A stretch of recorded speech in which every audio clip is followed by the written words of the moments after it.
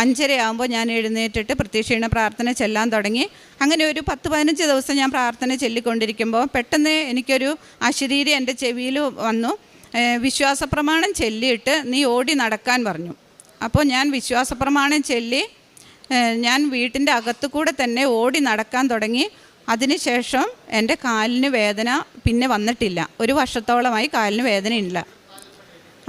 ഒരു പ്രാവശ്യം ഇതേപോലെ തന്നെ എനിക്ക് ഈ ഉറക്ക ഗുളിക കഴിക്കുന്നത് കൊണ്ട് വല്ലാത്ത വിഷമം ഉണ്ടായിരുന്നു. കാരണം 1 ഗുളിക കഴിച്ചാൽ ഞാൻ ഉറങ്ങൂല, 2 ഗുളിക കഴിച്ചാലും ഞാൻ സാധാരണ ചിലപ്പോഴൊക്കെ ഉറങ്ങാറില്ല.